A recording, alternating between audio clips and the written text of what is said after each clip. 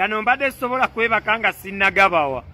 sebo kikabanda kino kidogo sebo kyali enisikini sebo ziyingira kati sawa 5 sebo mbubadde bizze katwe mulipanda eno mukinyo sebo mbubikuŋŋanya abaniga sebo mbubagende wanko palaso mbubalabise so egaali ebeerangayo ku ground yo yeetaaga agivuga kyokka ate egaali erina nnyo loyalty egijjawa ani asinze okuwangaala nayo kati wookola analysis Mayanja family erudde n'eggaali oba ontegeera kyekugamba nti eggaali eno tefa nnyo ku ssente efa nnyo ani bulaadi waffe atubeereddewo ebbanga kati tolina mu Uganda muno wojja ku basajja ababiri bano eggaali n'obasinga Bebekulu yatalina ggaali kuba ye ebintu bye bya kigaggagagga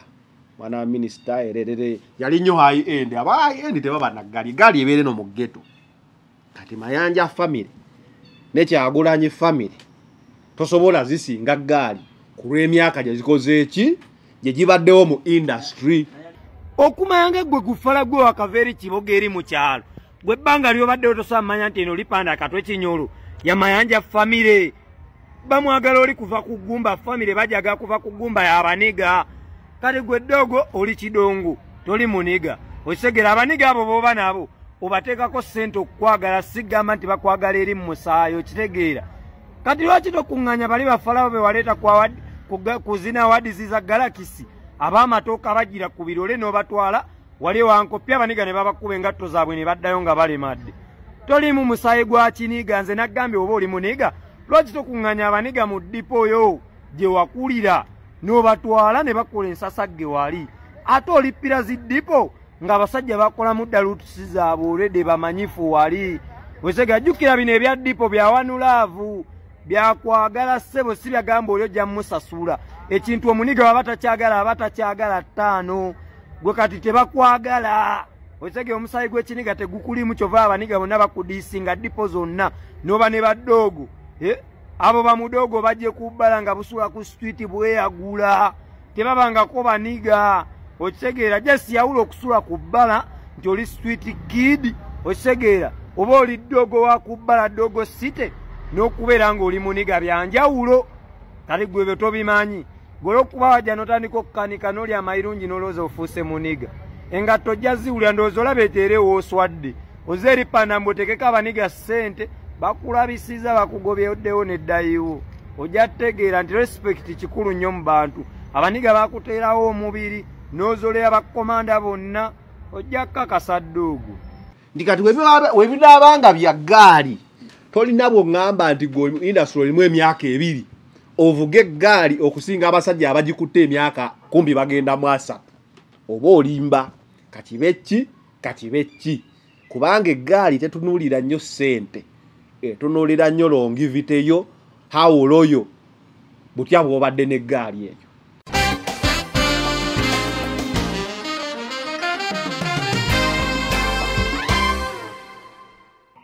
yamanyiira omuwala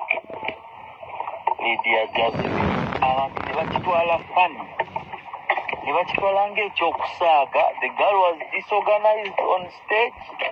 n'alemwa n'okupafomingira in her comfort abantu be baali bamusasulidde okuuye huwayo alianiskin olina ennyimba meka ezijja n'abaana abakusinza okuyimba mu industry ku stage gwani agenda nga buli muntu omumanyiira who are you by the way Palaso has nothing to be disciplined about. He replied a hooligan who came with hooliganism.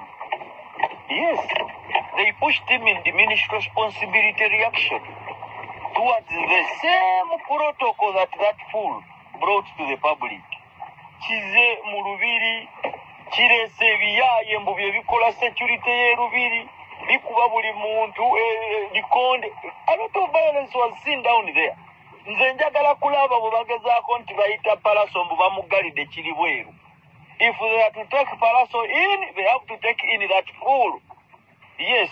equal force and equal rights. No drama. Palaso bamuyingiza munda to a violence intent, they have to take in that fool as well. We are not going to suffocate with the imbalance of fools. Bajja kutuuka batta abantu abo. Palaso aliyakitinga ku muvubuka oyo byazaakola abantu babyakola.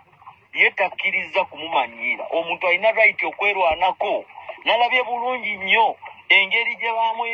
Palaso gye yeerwanyeeko. He was in the middle of 100 thugs to move away from Buloba. You think you can be happy that there is police protecting you when hooligans like that can circle you, condone you for over 100 of them? I'll take it as soon. We are behind the Palaso, by the way. We are very behind him. Let us see. Bantu chikumi basiba naye bali emmere banywa. Afuna sente mmeka bamubalirire ebivvulu bapromota bakamusasula. Babale sente mmeka zayingiza buli lunaku ng'asobola okusustaininga abantu abo bataraising thugs in the society. Community ekukkiriza otya okubeera n'abantu 10 nga tolina wabaregistaringa mbuba association oba gundi yonna nga babeera around you. Who justifies that? So Minister Kasolo avaayo n'agamba tulinze tulabe alien skin oba Palaso nga akwatibwa bombi bakole ki bakwatibwe. Abasajja bano beesanze mu kattu nti political ideology bali torn between okwatisa amateeka ekyenkanyi because bombi we bakwata Palaso kitegeeza alien skin alina okukwatibwa. Alien skin waabwe. Palaso ayinza okuba waabwe, ayinza okuba si waabwe. Naye atleast alina muganda we owaabwe. Owo kitegeera kyekugamba nti bakwatibwamu akafa nsonyi. Wabaddewo omusango guyinza okusibya weeguli. Okitegeera kati how do you apply the law? Bano bagamba we baona bakubonereza muntu bombi babonerezebwe kyenkanyi. Kati ndowooza bakyayogera ne ba godfather baabwe. Gavumenti olwo ndewo ki ekiyinza ogikolera. Weereka hooliganism eno alien takwatiddwa ne Palaso takwatiddwa. Nga we nagambye ebeerangayo n'akafayiro kaayo keebeerako. Waliwo okuteeka akafayiro kaffe tuyinza okukeetaaga. Basobola obutabakwata bombi. Naye akafayiro kadibeera waawo nga tulikeetaaga. Kyokka ate basobola okuzibirira ne bagamba naye omanyi okuba obwezi n'akafayiro bombi katubakwate tugeme ekinene because ekinene kyekiriwa. Haiti ababanda bawamba gavumenti. Buli omu nga kibanda alina amajeege. Oba kitegeera ne bawamba gavumenti neegwa. So balina okusooka okutuulako mu boardroom gye bateeseza ku by'eggwanga ne balaba ki ekisinga okuba ekikulu. Ki ekitaasa regime ekigitaasa kukwatisa mateeka because okuriyetinga ababanda bayinza oba babo naye tolina lukusa lugaana n'abatali babo kufoominga.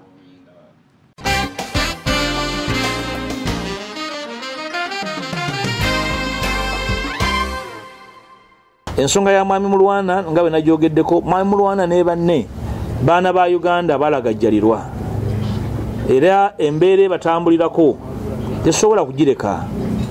Tukwatibwako nnyo era ensonga lwaki twagamba tugenda kwewaayo okulaba nti tubayambako. Siigwe tunaba tusoose okujja mu mbeera gyalimu. Mukimanyi bulungi ffe abali eno ne bannaffe abataliiwo nti waliwo bannaffe abalala baali mu mbeera nga eya Mwami Mulwana nga tozanga babi n'okusingawo. Naye mu kwewaayo ne mu kugamba nti abantu bano balina kye bagatta ku kubeerawo kw'eggwanga lino, walina okubeerawo okwewaayo okw'enjawulo okulaba nti bajjibwa mu mbeera gye balimu. Tewali n'omu agyegomba. Ensonga lwaki twagamba nti tulina okwewaayo okuyamba abaana bano, abaana abalina ebitone abaalagajjalirwa ne bakola bye baagala ebibanyumira.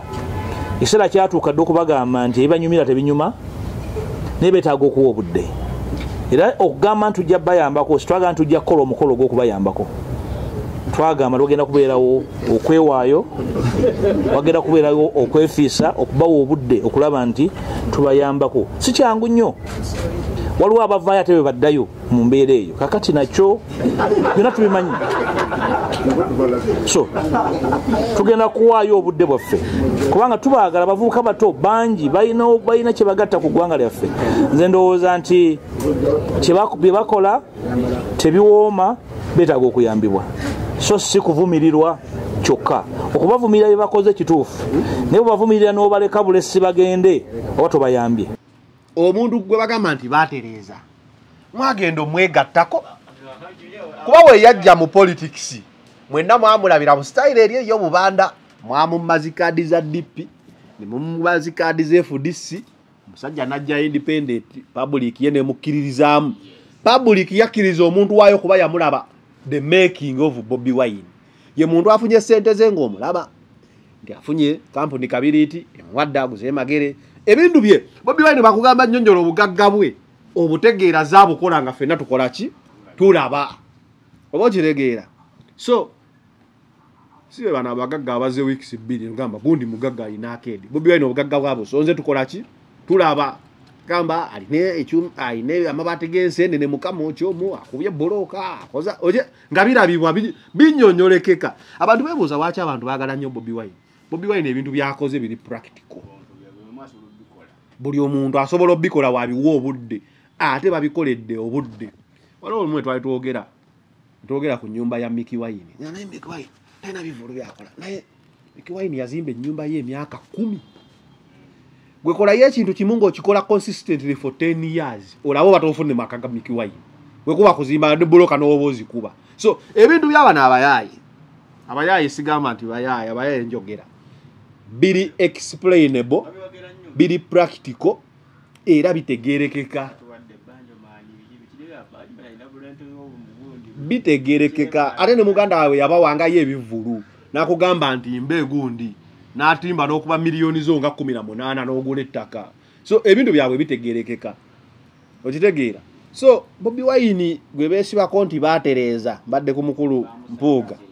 mwamusanga ateredde era senga si enefaka tugambe Bobi Wine yatereeza Mpuuga. Bobi Wine yatereeza Mpuuga because yamufuula leader of opposition n'atulaga value ye, yamufuula commissioner, ye yamuza mu parliament eno gyalimu, gyagamba nti ainake yagambye sajjano baatulimba obwedda, ainake yagambye mbuno ayagala kuteekawo health insurance mu Uganda. Mu health insurance ye police gye baleese mukulu tugamba musooke mugoberere sente za government, kuba okubeera ne insurance kitegeeza omuntu alina ne kyalya. Okubeera obezi olina insurance, tolina kyoli ofunde zoteeka mu insurance. Naye amanyi bano bagayi bayiga okulimbalimba abantu boogera bitaamu zino lowooza ati ayogedde kya bukugu nnyo.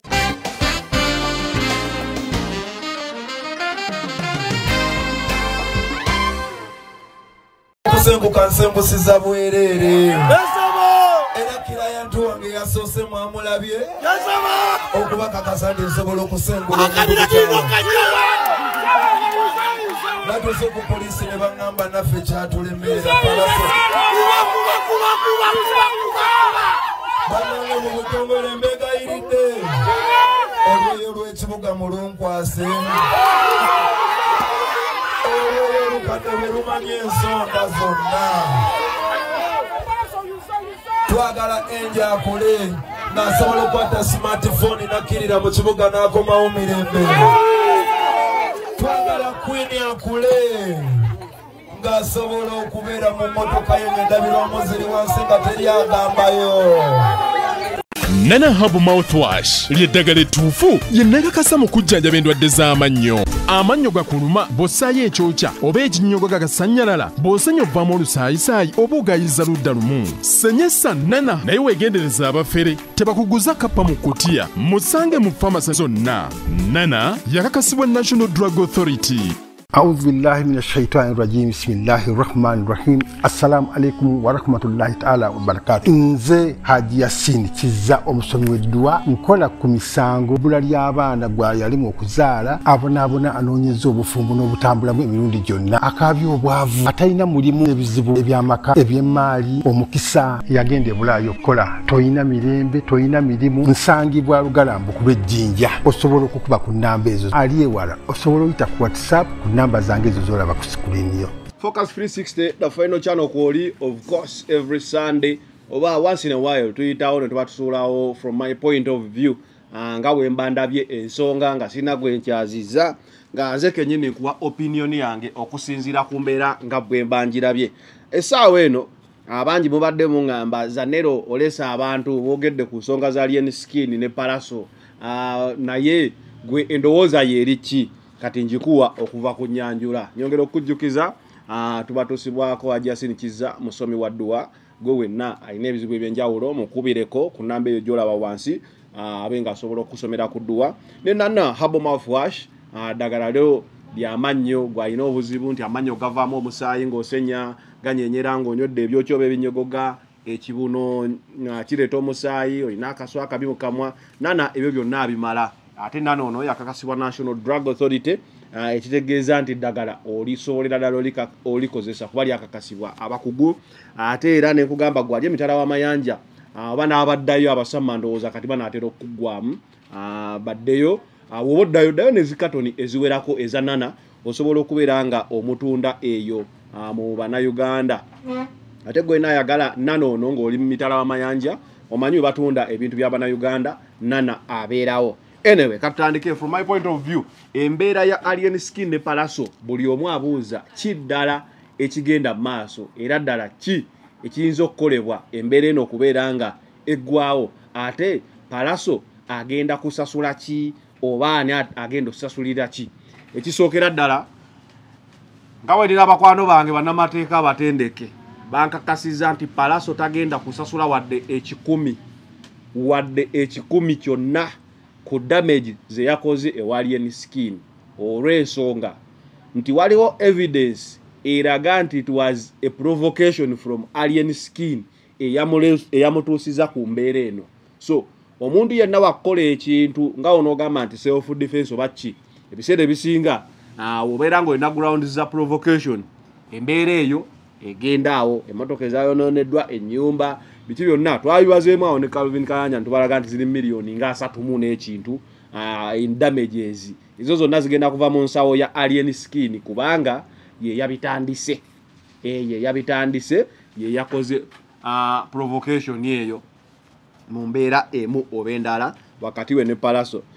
Style by'okuyimba bino nti Palaso ayinza okuba asonsekoleza oli music bwatyo waali music verbal wars zikkirizibwa zikkirizibwa kuba ye trend eriwo oli wakusabula hit nga naawe omuzzaako hit atwala abasajja wa Chameleon Bebe Cool Bobby Wine nga Bebe Cool wasulawo nga Bobby Wine amuddamu Chameleon nga abagatta nga okitegeera nga bapiikinga yes batuukanga ekiseera ne balwana naye awo oba olemereddwa Mike ate ng'oli muyimbi bano bwe tuliko bayimbi si bakubi ba bikonde oba si balwanyi si basojja. Alien Skin lwaki this time round abantu bebaza Palaso nga magamba gwe waleeta kimenke era gwe webale kumuzaayo. Mujjukira bulungi Alien Skin okujja ku chats yaliyo nga onogamba nti waliwo omwana omutajja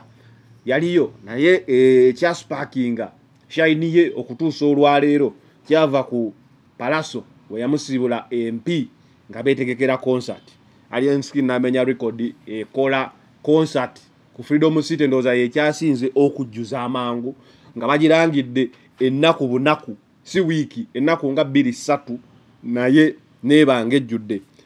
Alien Skin ensonga yamuteekayo nnyo yali sympathy nga Palaso ono asalibwa emisango egitali gije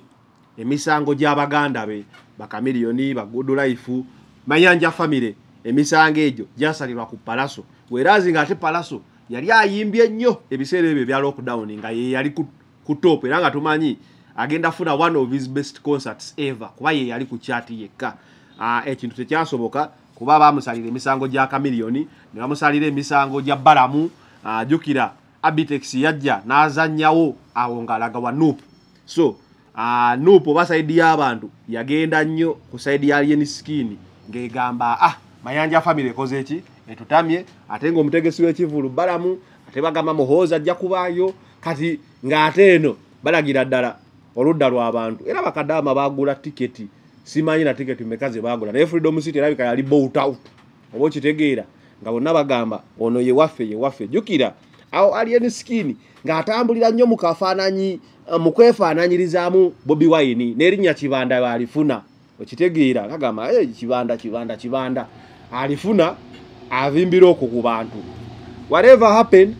kuba yayimbanga n'agamba byonna bikole naye tovumanga Bobi Wine obutami musobola obujjayo diru yonna yakutulibwawo okumukyusa abenga kati omudumu agutunuza kamoocha nakavule jesamanya but that was the beginning of Alien Skin's troubles ye ayinza okuba teyakitegeera obanga tekyalabikanga ekitandise naye enjovu webeekogga atogenda lowooza nti egenda kogga olunaku lumu efuuka embwa bakugamba how do you eat an elephant you eat it piece by piece you can't swallow it so Alien Skin kulevu kwe yali akira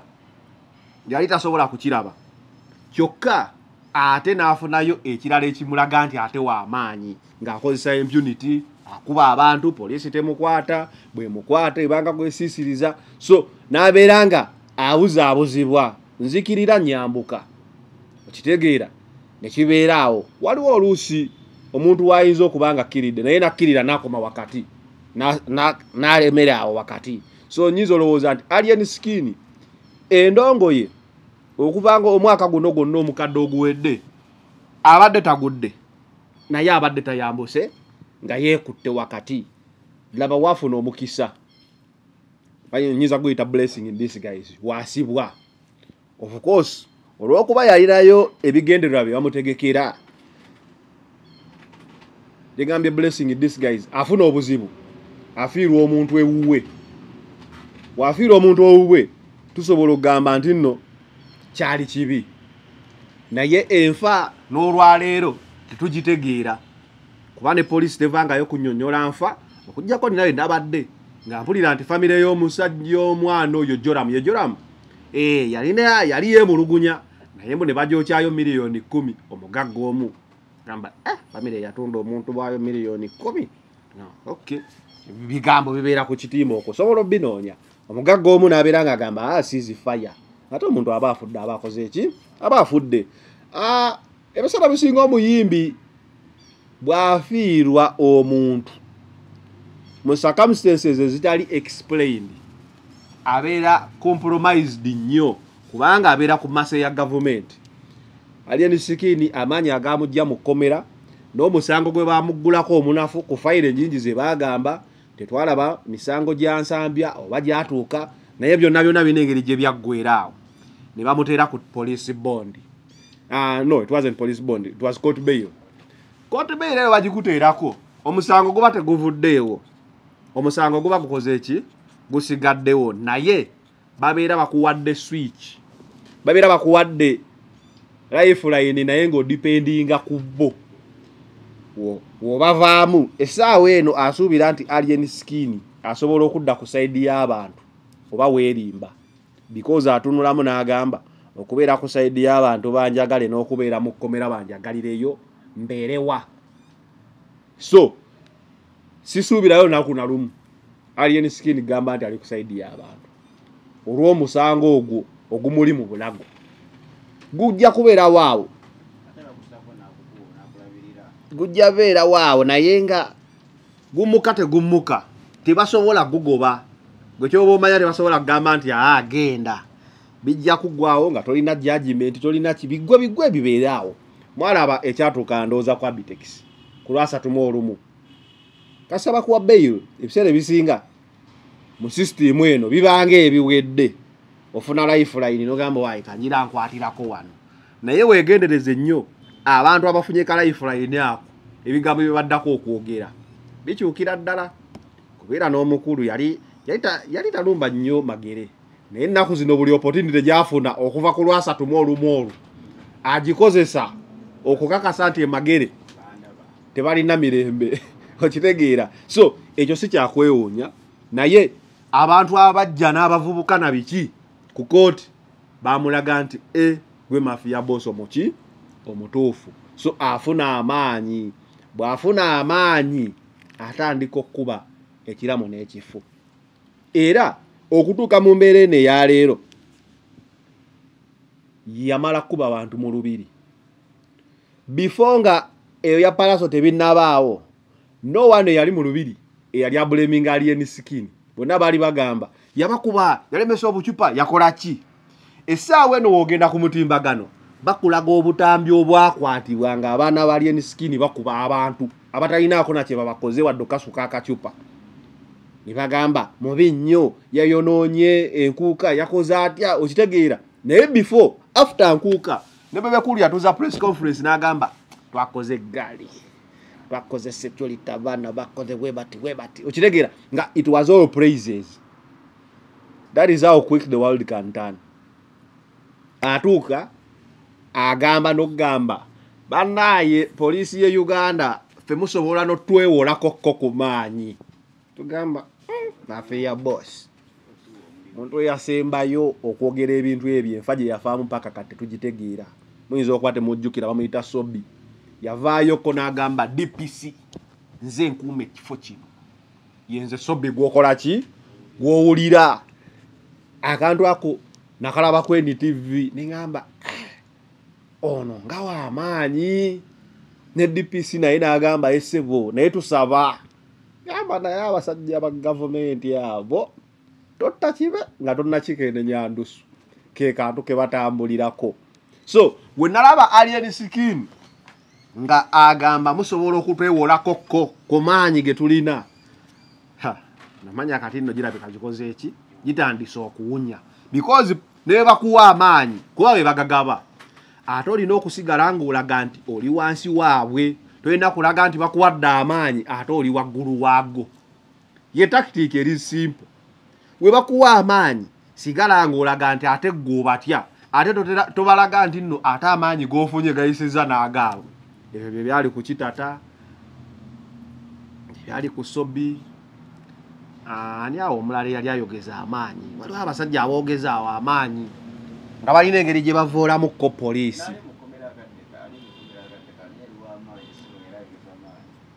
Brian White abo sipapa kasita golaga nti amaanyi g'ofunye gasukkulumye ku gavumenti ate kikakata ku gavumenti kubeera nga ekusala akaliro so alien kyalimu kati olunaku olwaleero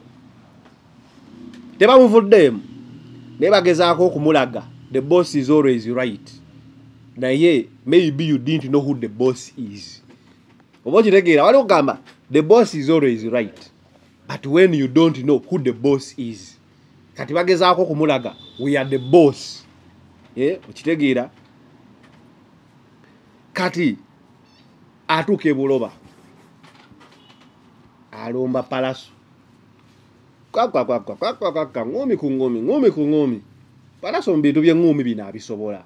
kuba okuva Palaso we yajja e Kampala yali mu ngumi Palaso kyesinga omumanyako era kyasinga okukkiriza agamba tafunangako kintu ku mukeeka ensi temukwatibwangako kisa ebintu Palaso byonna byakoze abikoze ng'abi aninga oba okitegeera ekyo kyengezaako okugamba Palaso ye muntu eyajja nga tafunyeeko kintu ku mukeeka nze nasomanga ne Palaso naye nga Palaso abeerawo n'agamba naye omanyi nnero Palaso yampita nnero naye omanyi nnero njagala nkuba endongo mbeere nga njogerwako nga ebiseera ebyo nga yeeta Lizard nga bagamba Lizard saagala kugamba Lizard muganda wa Kamiliyoni ekiseera ekisinga mu famire yo wabeerawo omuntu ow'amaanyi okufunamu omulala ow'amaanyi kiba kizibu naye Palaso mwenna mujja kakasa yadifayinga odds ezo oba okitegeera kye ŋŋamba kateekeko ko example mu mupiira waliyo Rio Ferdinand ng'alina ne Ferdinand omulala asamba mu liigi endala era Rio Ferdinand ye yakola ki ye yamanyikibwa waliwo Yaya Toure era olaba nga kiba kizibu nnyo era Yaya Toure yakikuba nnyo Toure wadde yagusamba naye Yaya yakikuba nnyo tuddawo waliwo Bellingham essaawa eno ali Madrid waliwo ne Bellingham omulala walayika ali mu Crystal oba West Ham awo mwezo kirabu ze ntonotono kiba kizibu nnyo so okubeera ng'osobola oyimiriza wali Palaso n'ayimirira nga Palaso ne wano n'oyimirizaawo Kamiri n'ayimirirawo kikulagawo hard Palaso walwanye okutuuka ku ekyo very simple Mickey Wine Bobby Wine Babanjo man era ne Bobby Wine nozola abantu amaanyi ne Bobby Wine w'amaanyi okubeera nga yayimirirawo nga waliwo Eddie Yawe ate yalina ne studio nga yatandika ono so waliwo abantu abamu nga baba b'amaanyi naye era osobola okugapima n'ogamba so Palaso okulumbibwa ebyo mukuba Palaso ngayo nga betafunangako kintu nga bakimuwadde bubi buli kimu aninga bwe yajja wano mujjukira olutalo yalina ne banne ba Good Life awo terwali lwangu wadde baali bamuwadde kolabo okudda naye okuyimirirawo obutaba nti muyimbi wa Good Life oba okitegeera yalina okubayimiriramu era n'alwana n'akikola ki n'akifuna azze afuna ebizibuzibu kati wano we yakuba Alien Skin ensi nemusalira emisango egyo gyonna egy'abaganda be bamayanja family nemusalira egya politics kyokka ate nga musajja wattu mu politics talinnyayo nnyo alina ensonga ze oba oyogedde naye zaawulira naye tatera nnyo okulinnyayo because amanyi omulimu gwe oba okitegeera because oba omanyi omulimu gwe omanya nti nyimbira bonna ate era mukwano nnyo gw'omubanda the true mafia si kweta the true kibanda ndowooza mwenna muba mumanyi the true kibanda bamukwana mu buntu so weraza asobola okuba ali eri alina byagoba naye era takasuka nnyo Palaso afa nnyo ku muziki gwe n'omukwano gwe noono principal oba president so Alien Skin ng'akubye abantu mujja kwebuuza kijja kitya amasannyalaze gano okukyuka okubeera nga kati omuntu yabadde avudde mu lwasatu mu olumu nga yalina amasannyalaze ng'essaawa eno battery warning battery warning eyase red era nga public eri ku side ya Palaso ekisooka Alien Skin yagamba is above the law yagamba omanyi above yenze kitegeeza nze above the law ensonga eyo teyakosa bayimbi banne bokka yakosa buli muntu n'abaali bamuwagira trust me so bw'atuuka mwene embeera abantu beebaza Palaso bagamba weebale waleeta omusajja we era gwokola ki gwamutwala sipase kaadi ku mulundi guno egenze wa Palaso ndoza n'oluyimba walulidde we namugunjula ate ne mukola ki ne mugunsalira mu luyimba olumu lwe yatadde because Alien Skin n'okkubwa empya omulundi ogwasooka yali azze akubya abantu ab'enjawulo ng'era bagamba champion Gudo ebiseera ebyo nga yatambula ne Kipambu Gudo yaba akukubye si kibanda Alien Skin so bw'atuuka ku Palaso already yali Palaso azaawulira omuvubuka ono byazaakola so ne ku guno omulundi yagenza okutuuka nga ye gundi yemu kati ng'ate Palaso bantu abamanyiirwa takola ki taliimu bantu abamanyiirwa era yabalabuliddewo ku stage tujja bakuba ndowooza ne balowooza tu outunambali nga bo nga bamanyi olutalo tugenda kubeerawo luggwe kibeerabidde nti olutalo lwa Palaso teruggwa era gwaggula olutalo ku Palaso ffe nga abaakolako naye tuba tutumanyi bwe luba terunnaggwa nga tannaluwangula terukola ki teruggwa era mumbuuza kati kyekiddako Kibanda awadde oli wiiki essaawa 24 buladi gwe manya senga essaawa 24 ziggwa kuba nono naye Kibanda takola ki si mwangu senga ziggwako n'olumba trust me Palaso tagenda kutuula akulabe kati mugenda kusalaho wakati w'okubeera mu lutalo oba olw'okwewa eddembe buli omu yeesonyiwa munne kyenyinza okakasa lusobola okuba nga terukwenda kukola ki ku Chameleone akedde n'ateekayo famire y'enkerebwe tukuweereze ku nkerebwe olaba enkerebwe ebaddeemu kati Kamili mu bamafiya gyali teri muntu abeera ku topu myaka 20 nga taliiyo kozi nange nali mbaddeko ku topu emukono eyo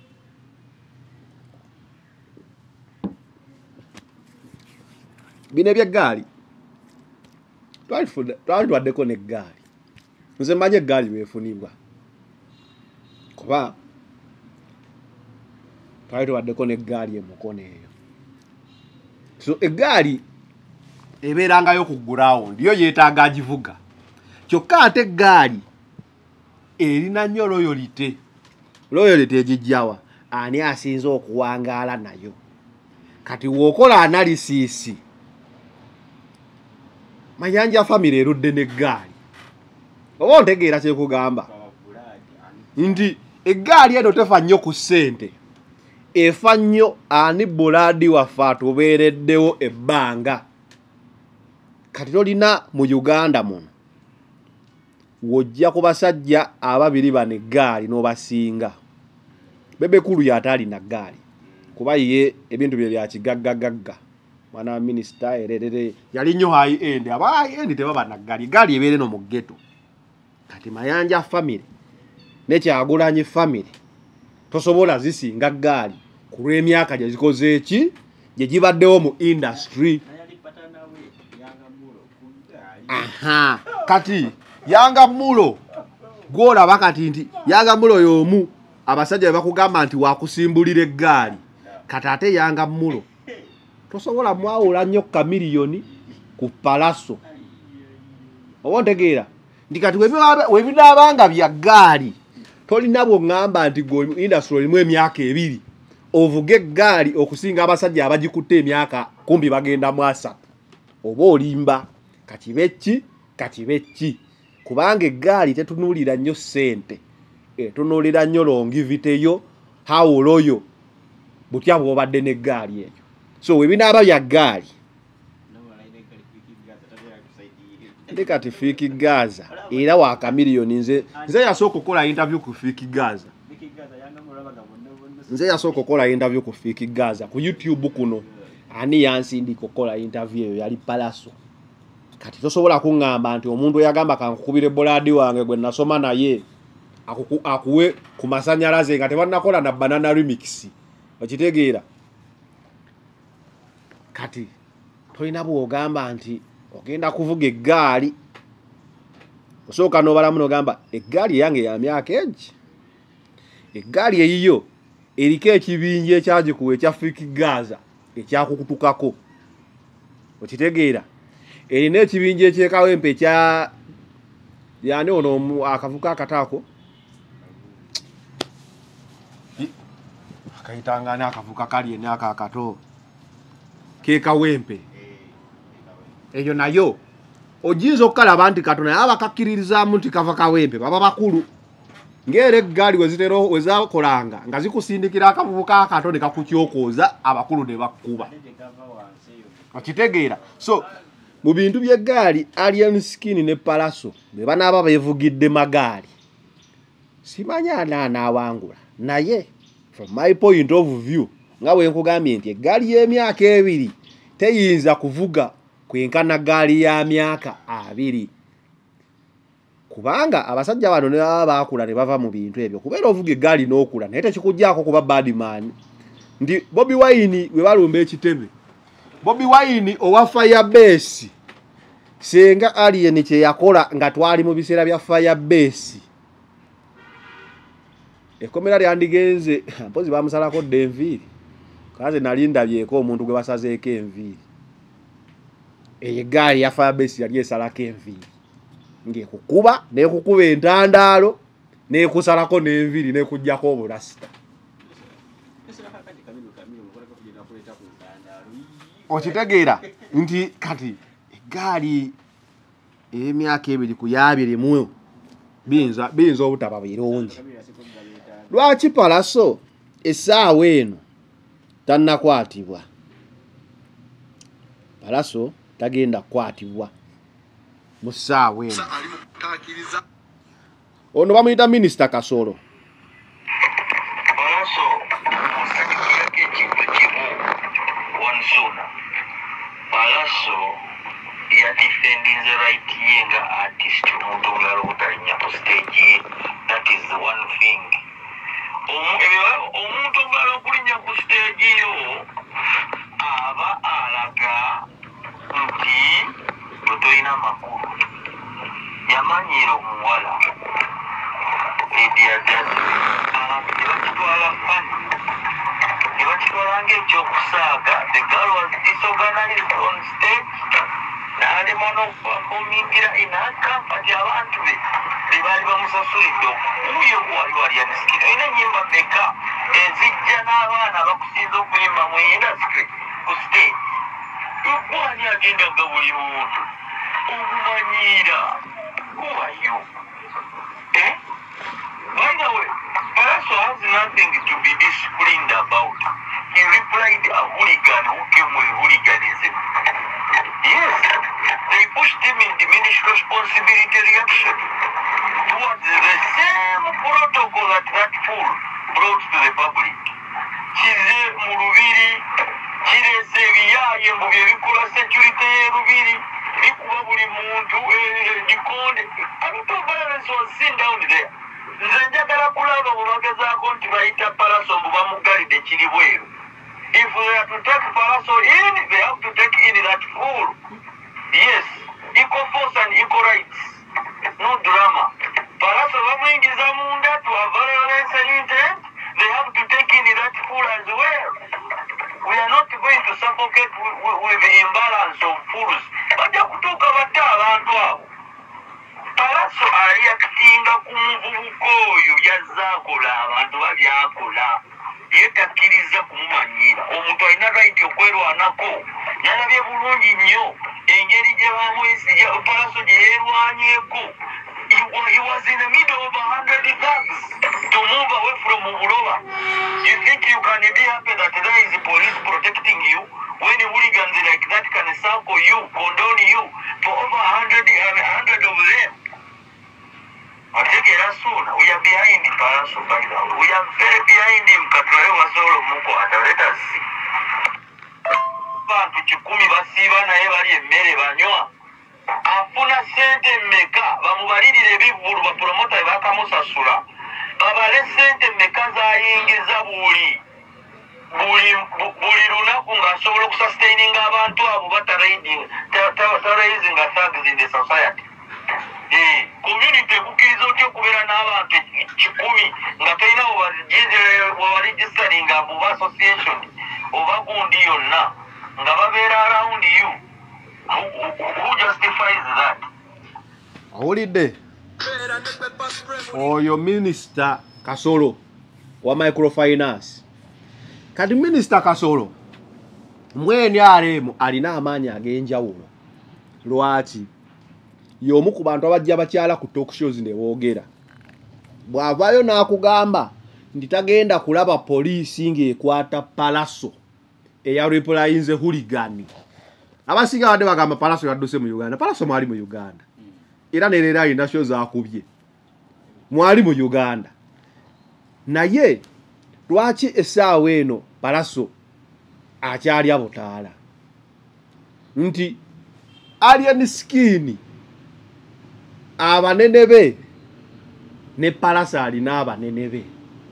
nga Mayanja family. Ti Kamiliyoni yakubanga nonoona gy'omulopa nga tolabayo. Oba kitegera kyenkugamba nti waliwo omuntu akola ekintu. Yes, bagamba we are all equal, but some are more equal than others. Waliwo omuntu akola ekintu n'onoonya gy'omuloopa ng'alien skin bw'abadde kuba kugamba ina fayiro nyingi nnyo ku poliisi era naye ng'abantu banoonya gye bamuloopa tebakola ki tebalabayo. Ne Palaso yagambye twabadde buloba nga poliisi weeri n'amagye nga tegasobola kuntaasa kati mwabadde mwagala nkole ki. So Minisita Kasolo avaayo n'agamba tulinze tulabe alien skin oba Palaso ng'akwatibwa bombi bakole ki bakwatibwe. Abasajja bano beesanze mu kattu nti political ideology bali torn between okwatisa amateeka ekyenkanyi because bombi we bakwata Palaso kitegeeza alien skin ayina okukwatibwa. Alien skin waabwe Palaso ayinza okuba waabwe ayinza okuba si waabwe naye ati alina muganda we owaabwe oba kitegeera kyekugamba nti bakwatibwamu akafansonyi. Wabaddewo omusango guyinza okusibya weeguli okitegeera kati how do you apply the law? Bano bagamba bwe bawonna bwakubonereza muntu bombi babonerezebwe kyenkanyi. Kati ndowooza bakyayogera ne bagodfather baabwe gavumenti olwo ndewo ki ekiyinza ogikolera. Weereka hooliganism eno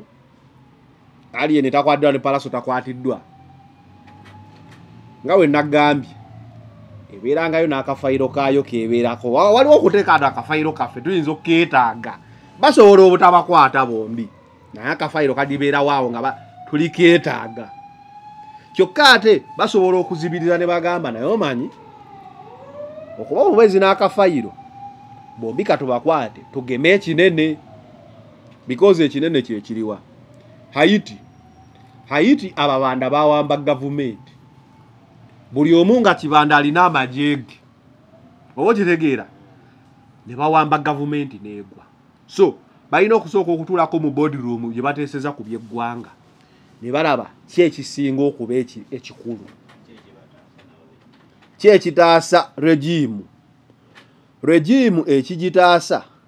kukwatisa mateeka because okuriyetinga ababanda bayinza oba babo naye tolina lukusa lugaana n'abatali babo kufoominga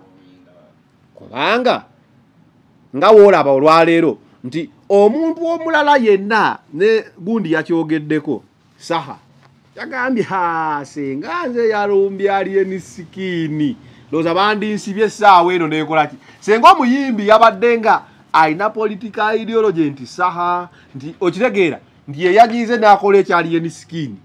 senga essaawa eno baakayoola abaana nga 100 oba okitegeera naye kati batunula bagabana kati buli omu balina okusooka okukuba akasimu halo abaavu tukole tutya mumukwate ate ono temumukwata mumukwate bibiri Palaso agamba olituuka n'okubira abanene ng'abanene teolina banene okitegeera kyokka embeera eno kyokola buli omu agyogerako tammuka jo twalabye promota Abitex balamu baani nga beegaana alien skin nga bagamba omuvubuka yakoze fujjo mu lubiri bannaayi Bobi Wine okuba yayimba mu lubiri lwe yasembayo oba ebbanga lyonna erize libeerawo nga bagaanira ddala abaana bannu okuyingira wadde n'akawero ku mutwe era Nuupu wokka weefuniramu n'eraga nti nno katubalage kye twagala ku misinde gya Kabaka kuba siponsa wa Red naye babula kugamba oba ojja mu nkuuka tojja mu saati emyufu oba ovulo yonna kati bw'olaba nga alien skin yalina capacity ereeta abantu abayitirivu abasoba ne mu ndowooza ne mu 5 n'aleeta ne zibbendera ne ziwuubwa okuva ekuuka weetandise paka we yayimba n'agenda kitegeeza omutegesi Abitex yali abimanyiiko ne security yali ebikola ki ebimanyi kubanga there is no way fulaga bwe zandiyingidde nga muyimbi ky'omulala eyazirina walabako saha ne fulaga za people power wamulabako movule ya Red olowooza tagirina oba okitegeera we mba mwasobola okuziyiza Nuupu okuyingiza ebyayo kuba bagamba buli omu ajje mu kala z'ekibiina ki ne bagamba bugambi mu nkuuka buli omu ayambale enkuuka buli omu ayambale olugoye olw'ekibiina kyawagira nanti amaaso ga Red gasobola okkuluma oyinza olaba Red eyes nga zikutta abantu oba okitegeera ndi otunula waliwo ebibiina byotajja kulaba kale ojja labamu ebibiina nga DP bisobola okubaamu ne bukala bwa gulini obutono obumansukira NRM ate ekizibu ky'NRM batya bwebagamba buli omu ayambala ekkala ye bagamba tuli silent majority ekyo kyo kisoboka omanyi bebambaziza obitegeera olabanga abantu nga walaba abantu ku musango gwa Haji Justice for Men nga balina osobola okuba n'essaati ya red oba eya yellow empya erabika n'enkadde ekola ki era olaba be bawadde omutwalo bambale saati zonna ziba mpya ebanga uniform obanga naye waliwo kala gy'oyinza okulaba nga buli omu agirina naye buli omu eri mu meeke yaayo oba otegeera waliwo alina essaati ya red bweti waliwo alina red nga overall waliwo alina red nga eyitamu white meeke zaayo biri ebyokwambaza wotegerera abantu bambaza eba uniform era oba eno ngamba bano bali ku speech day oba ebyo byo basobola obikola so nga bapromota bavaayo bavumirira Alien Skin byakoze mu nkuuka tukkiriza nti be babyokeyinga era they are not equally innocent they are equally guilty kumbeera ali mu nkuuka both police whatever security yakola the organizer they are equally guilty kumbeera yali mu nkuuka omuntu talina bwayimirira ku nkuuka n'agamba ate 225 mugenda kuwulire nga teriko ssennyenge ate we nutaatuuka mu kulonda ate awo zijja kudda okunywa so omuntu ayogera ebigambo ng'ebyo bamweganye nti wampuuga naye era mpuuga wammwe kuba kati tekigaana muntu kuba na proxies proxy bwe ebiwagubyo obeera tobe kwa alliance mbuga WNRM lwaki WNRM senga wa Nuupu yamujjadda kuba commissioner naye gavumenti yamulembezaako yaki gavumenti egamba nti ebitano yabitwala mu mateeka yaani kuba Nuupu yo yagamba ffe twakuvaako era okumanya yo yamuvaako yamugoba ne ku bitiibwa byonna bye yamuwa naye waliwo gavumenti yamulemezaako so Alien Skin oba wampuuga asobola oba wampuuga naye nga n'empuuga wa NRM just you can have proxies naye ekintu kino kikubye omanyi waliwo okola ekintu Katonda n'abeera nga alina engeri gy'akolamu ebintu bye okimanyi nti n'ekintu kya Alien Skin kikubye nnyo mpuuga mu ntandikwa ovanga ku kintu ekikkuba nga wakasimbula ekigere tonnaba na kusimba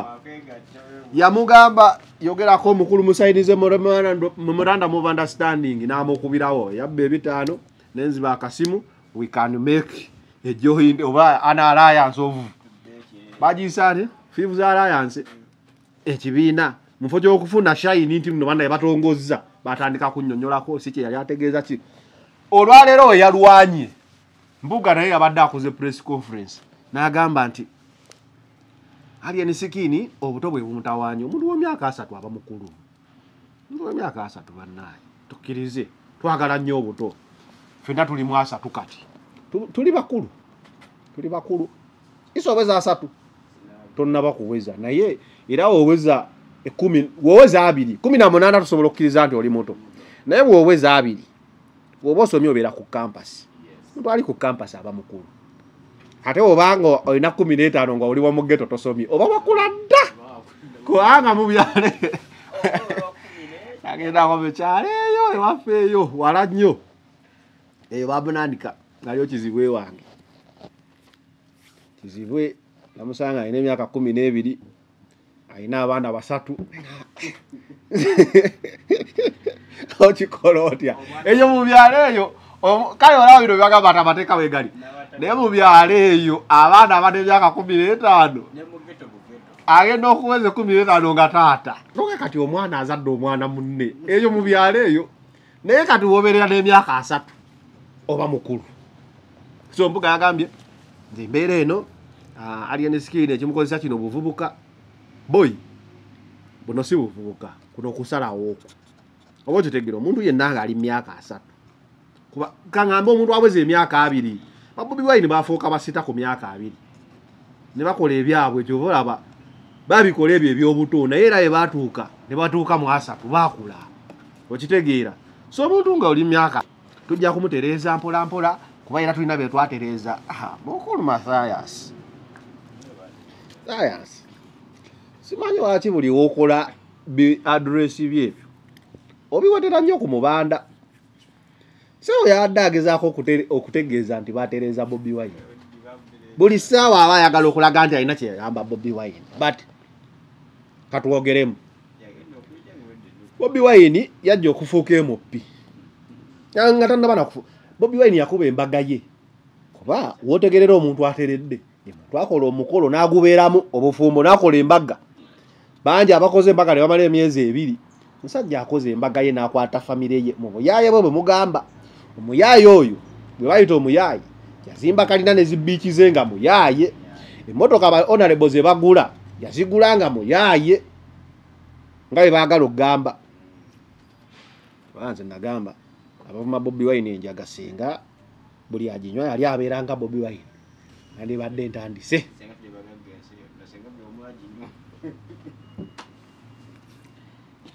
tokubuuza gwalina omwana asiba kitwala mu linnya lya Yesu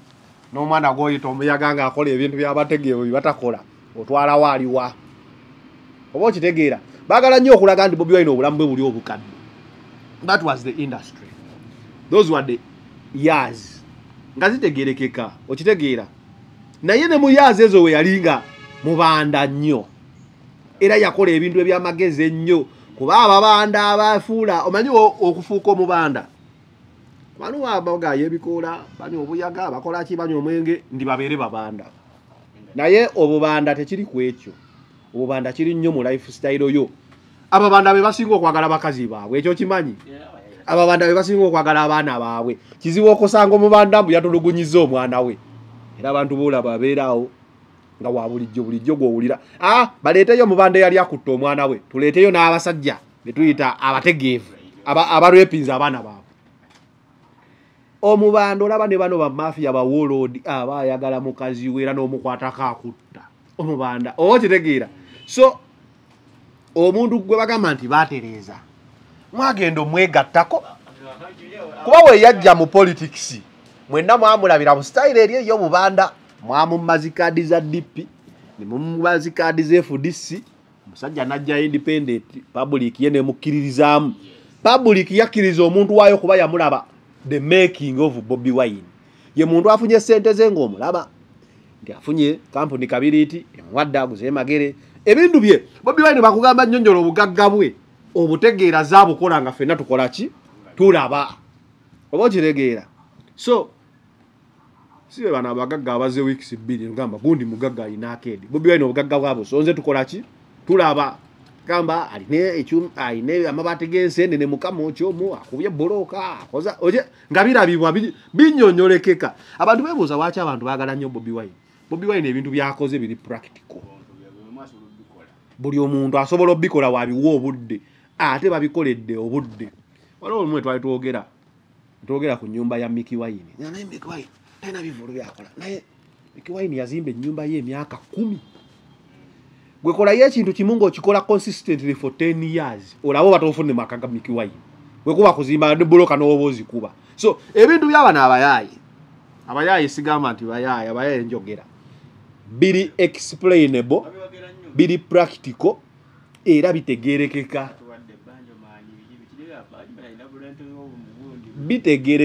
ate ne muganda wawe yabawangayo ebivulu nakugamba nti mbe gundi n'atimba n'okuba miliyoni zo nga 18 n'ogula ettaka so ebintu byabwe bitegerekeka okitegeera so Bobi Wine gwe beesibako nti batereeza mbadde ku mukulu Mpuuga mwamusanga ateredde era senga si enefaka tugambe Bobi Wine yatereeza Mpuuga Bobi Wine yatereza mpuuga because yamufuula leader of opposition n'atulaga value ye yamufuula commissioner ye yamuza mu parliament eno gyalimu gyagamba nti ainake yagambye sajjano batulimba obwedda ainake yagambye mbuno ayagala kuteekawo health insurance mu Uganda mu health insurance ye policy gye baleese mukulu tugamba musooke mugoberere sente za government kuba okubeera ne insurance kitegeeza omuntu alina ne kyalya okubeera obezi olina insurance tolina kyoli ofune zoteeka mu insurance naye amanyi bano bagayi bayiga okulimbalimba abantu boogera bitaamu zino lowooza nti ayogedde kya bukugu nnyo okuteekawo health insurance kitegeeza ogenda kuba olinayo akasente k'oteekayo okubeera ku insurance eyo tebagikuwa wiri kigambo kati omuntu atalina kyalya tasobola kufuna za kuteekako mu insurance ya health tosavinga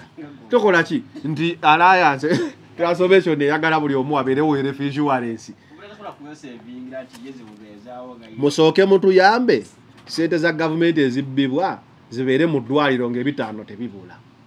bwe tulimala ffenna okuzimba amalwaliro oteekawo insurance watali malwaliro because health insurance etegeeza walina okuba amalwaliro aganajja apulayinga tewali malwaliro ate mundeeta health insurance egenda kuba nsonga nkulu nnyo waleero nyombye nnyo tegenda kuba nsonga nkulu nnyo health insurance mu kisanja kyaffe kino kye twagala balayika agenda olimba bannamasaka naye nze ndaba omuntu agenda ofuna 0.0001% teriyo yagambye ndatofuna insurance yagambye mbu ekifo kyalimu yazudde balina constituencies bagenda okuggulawo era akivumirira ekyo gye twamuteeka atulabire twali twagala nnyo atulabire wali ku bitaano nga babyegabira atugambe bannaye bano beegabira ebitaano nga zaake bwe yakola okitegeera naye we yali yeefunira teyalaba kati bateekawo constituency agamba munaazudde tewaliiwo muntu asobola kulemesa constituency kuteekebwawo kubanga buli parliament bateekawo naye abantu tebanamanya lwaki bateekawo constituency eyo olaba bazimba parliament empyanga nnene okitegeera bwe baba bazimba parliament empyanga nnene bagezaako kulaga nti tugenda tuuka ekiseera because abantu bo tebakitegeera tugenda tuuka ekiseera nga akalulu ka president tekakyakubibwa national wide nga parliament yekalonda so baagala okugeza constituents bateekewo ba MP bangi bagambe nti tulina ba MP 10 be batudde okukuba akalulu ka president mu house so ekyokugongerawo constituency they are preparing us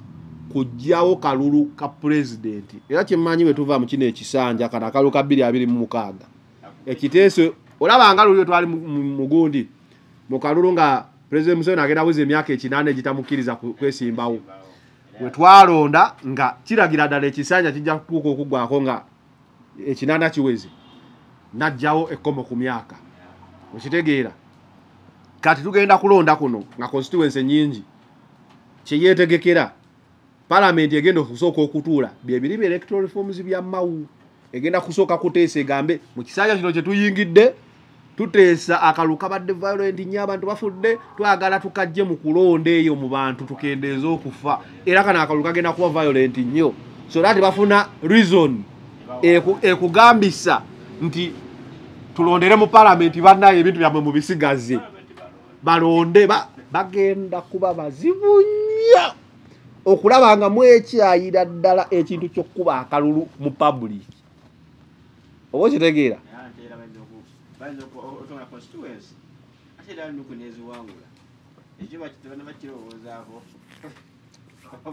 kizibu banyi waki kizibu buli constituency empya gye bakola basooka kukola research era tebawa wali maanyi go opposition era ze banayongerako zibeereyo nga zirimu abantu 8 constituency namba erina omubaka nga omubaka alina abantu 2 be bamulonda ne wasalawo buli omu omuwa ekizika amuwa akalulu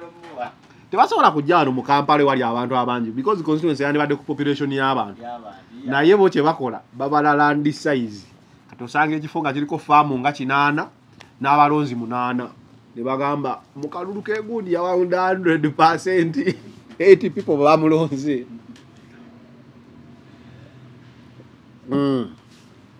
Mbadde ngamba pozi nagenze wabampuuga era kila yantu wange yasoose mwamulabye okuba kakasandi nsobola okusengula batuse ku polisi ne bagamba naffe kyatulemeera banone mu butongole mbegayiridde olweyo lw'ekibuga mulunkwase katemeruma by'ensonga zonna twagala enja akole ng'asobola okukwata smartphone nakkirira mu kibuga n'akomawo mirembe twagala kwini akule ng'asobola okubeera mu mmotoka ye ng'endabirwamu ziri wansi nga teri agambayo tusenguka nsembusiza bwereere omusajja ali mu kibuga yantuwange yasoose mwamulabye okuba kakasandi nsobola okusengula batuse ku polisi ne bagamba naffe kyatulemeera banone mu butongole mbegayiridde olweyo lw'ekibuga mulunkwase katemerumanye ensonga zonna kyekiri kye nagambye nti eggaali ey'emyaka 2 teyinza kuvuga ggaali ya myaka 2 n'omusomi kizibu.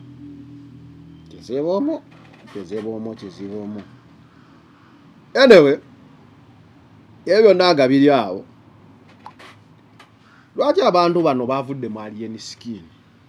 Bonna abamuwolereza ku kooti mwabala abaloli, bonna bamukyukidde. Eno strategy ya kubeera nti bwe bamala okukozesa balina okusigala nga bakukozesa naye nga tolina bagaining power. Balamu yamuyambako okuva mu kkomera luli. Waliwo awo omulala Nakabira bakwokyezza. Oyo tumuleke kale naye yaleekaanako n'amuyamba. Naye yamuvuddeko. Abasinga bamuvuddeko. Nga bwe twalaba General Salinga ava ku bayimbi teyabavaako. Ali bagamba engeri gye tugenda mu kulonda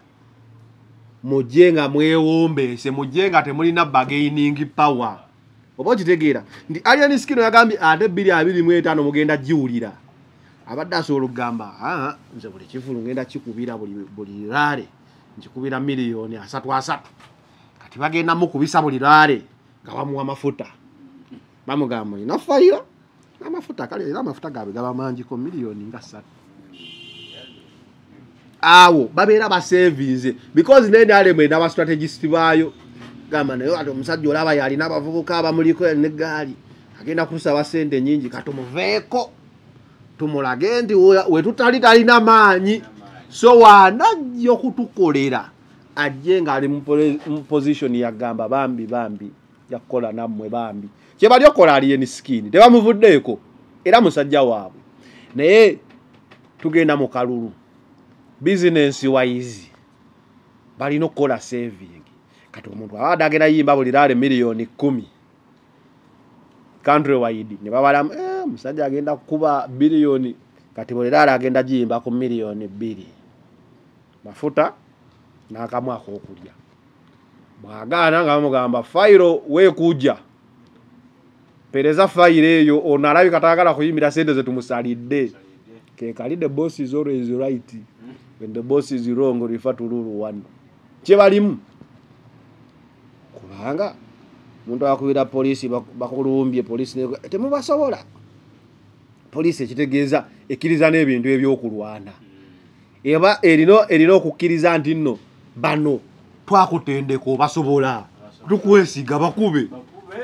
ku polisi ebuuza eti omuntu asabye obuyambi nti tobasobola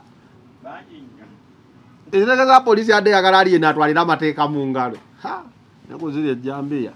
ono palaso yagambye talina kye yakoze agamba maani natuuseeko awo naye sirina kye nnakoze kale mwana tewali kye nnakoze naye lwendijja nenkikola naye ngaba Palaso ate oyagala kukola ki mbu talina nga nno n'abaye bagamba amma baaba tolina kye wakoze ne gamba musajja waaba yakoze bwekito n'agamba talina kye yakoze. So awo we tuli kuno okwebuzaabuza ate biki ekituufu kiri nti omupiira gukyabatuddemu kikye tulaba omukulu bw'alumba ekitebe kya Nuupu kuba ne Palaso yakyogeddeko naga kale mwana ne baalumba principal ku kitebe baleka bamala ne bagenda ku poliisi waki public eri mu justification ya Palaso kye yakoze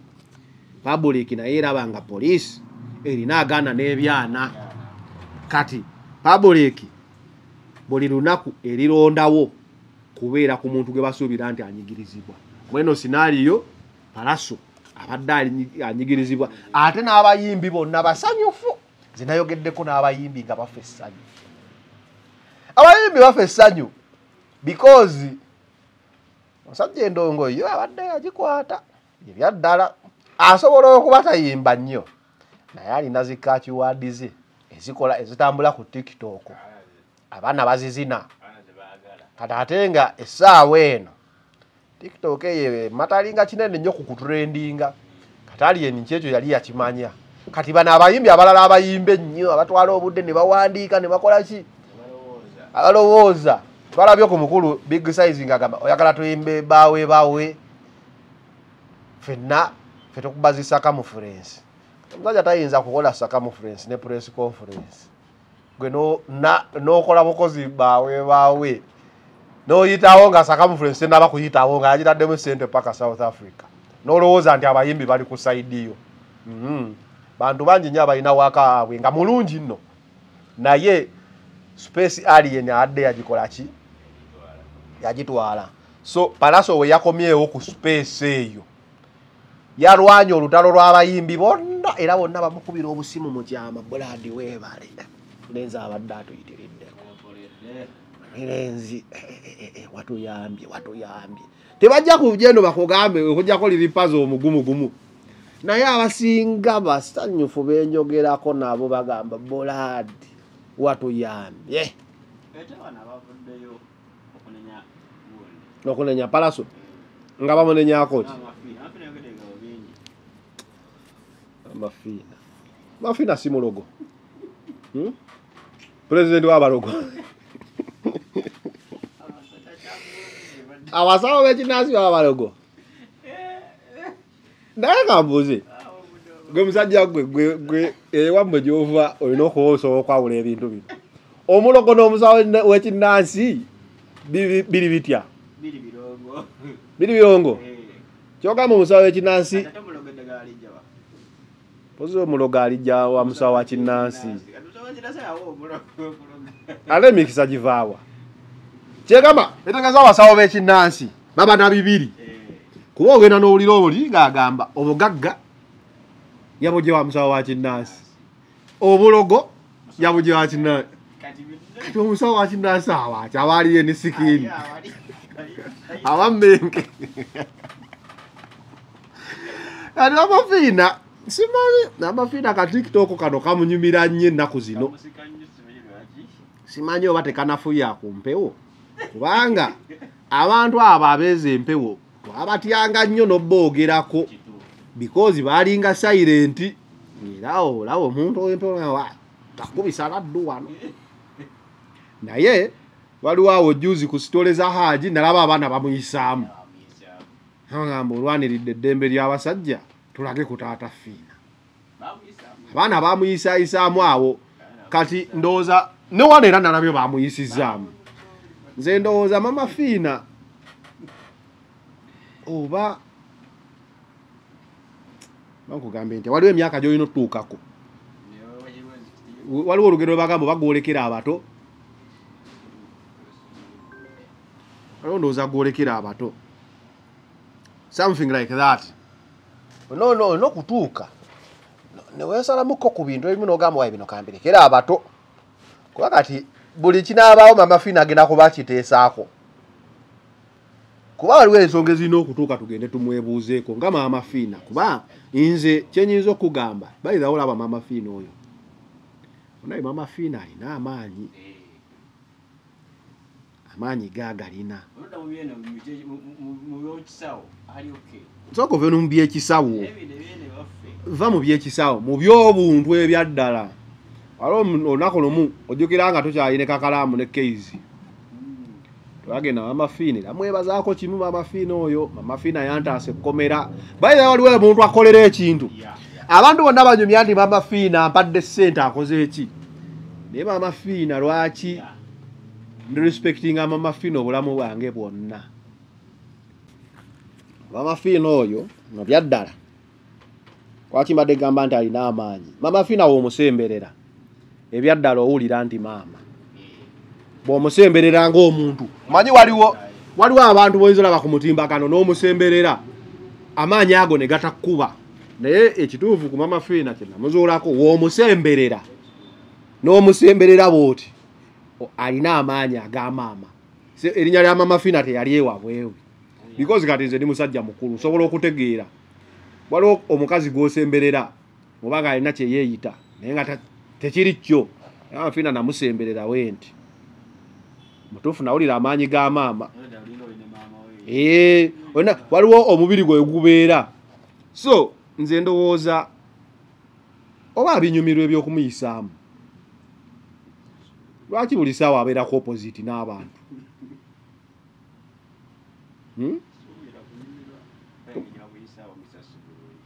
anti wabanga si bulungi kuba abantu bano abalaba ba TikTok tebakunoonyayo woba osirise omala kujja n'otekayo ebintu byo kati omuntu ayanga nga buli watekayo ebintu bye bamuyisaamu n'akomawo n'asigala nga akomawo kitegeeza kiyinza oba tekimuyisa bubi but nze ndaba kirina respect gye yalina gye kigimutoolako kubedda nga ssebo omuntu okugamba obugambi buziza ku maama Fiina nga amaanyi ogawulira naye ennaku zino simanyi ndowooza nja kuddamu musembereko ndawo oba amaanyi gakyaliko wanabakkiriza kizibu Fiina nga aliko eggaali aliko feesi tosemberera maama wange naye anyway of late abaana bamukubye ennyo ne bamunafuyamu kati nawe ngambye ku nsonga y'okumuyisaamu wano bamuyisizaamu nze naye ekitiibwa kyemuwa kiri kyenkugambye basaagala nnyo okubibeeramu naye asobola olaba sho ne yeekyekinga nze ndabira ddala ebya TikTok tebirina ebiyambira maama Fiina tebirina we bimuyambira naye bisobola okuba bimuyamba nti wootera okukula otandika okufuna bowadom bisobola okuba bimuggyako bowadom nga akikola nga kati ate olala agenda asambe mupiira yinza oba akikola nga leisure activity ye but abaana basalayo obuntu bwe ne bamunafuyiza nno ddala kati simanyi oba bayinza munafuyiza emyaka emeka okutuuka nga anafuyidde ddala kiki kye nagambye enjovu bwekogga tefuuka mbwa ate ekogga mpola kati maama Fiina azakkirira mpola mu respect abantu gye baze bamuwa bwe baali bamuwa ne kati waali olaba nga ekendeddemu yeetemyemukko kayala yeetemyemukko kayala lwa TikTok naye aginyumirwa ndowooza anyway my point of view ku nsonga za Pallaso alien skin bwezityo zibadde zibuzaabuza it blows hot and cool but the main picture public jerina egamba Pallaso watuwonyeza era nsanyufu sympathy vote alien skin gye yalina nga akubiddwa empi kati eri ku Pallaso ate ye alina sympathy ne wini alina bibiri alien skin yalina sympathy yokka nga akubiddwa empi kati Pallaso alina sympathy nti yalumbiddwa ku stage ate alina ne wini so top 10 ndowooza top 10 nani top 10 ekyuka balondo ekyuka buli mwaka sebo tolowooza nti balondo tekyuka balondo y'omwaka guno Pallaso yakyakola ki yakyagirina kati kiri kyenkugambye ku omusajja waba yagambye amuwadde essaawa 2 manyina okwewa essaawa ebyo nze kyo wansi abantu ssaawa munayo ezo lowooza wadde omuntu essaawa mbu ali kaliro kumba akaliro kali kuggolaba essaawa eggwayo omusajja talina kyakolaki oli ayinza okugamba nkuwadde ennaku 2 oba tokikoze olunaku ne luggwako yakikoze olwokubiri otandikola waziweza essaawa 10 n'otegeera nno kati ogenda kulya ebigambo byo America yensi etera okugamba bulwedi line obwo Biden ono avuddeko Russia wolumba Ukraine world war Russia nekulaga nti erumba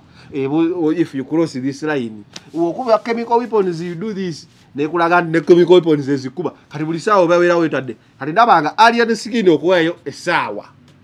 tezigwako leero kati ku Monday ku Sunday tulina okukeera nga yeetadde ku kizibu ekyokuba kya proving nga ye kenyini yeetadde kalabba nanti kati yagambye abantu essaawa 2 mu meka 2 mu 4 teyazitandise ekyo kiro lugenda kuziba tukeere ku makya tukole story nga tubuuza muzeeyi 2 mu 4 zaweddeko katozaako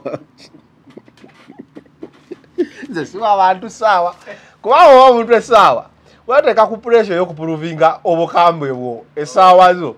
wabula osobola okusirika omunoga naye kyendikola ne weewa time nnene nnyo n'ogamba you are the leaders of tomorrow muzeeyi atugamba you are the leaders of tomorrow buli otutuuka muzeeyi kakati tomorrow nze nina akaana kange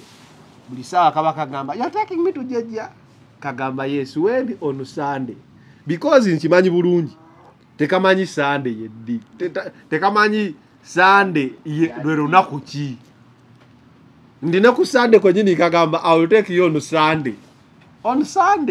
kuba tekamanyi nnaku days of the week kati top 10 yewadde saa 2 mu 4 tulinzi ate ffe tetuliiwo tugenda kuzira kati tujje ku Sunday oba ku Monday tugambe essaawa zeyawadde omukulu zaweddeko naye okusinzirayo bulidde omukulu yeewaana bamukwasa olweyo lw'e ayinza okugamba kati olweyo telumala mu mpereeke ngogole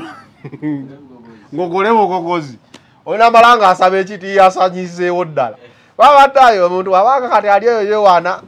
ku lweyo wegutye gubadde we out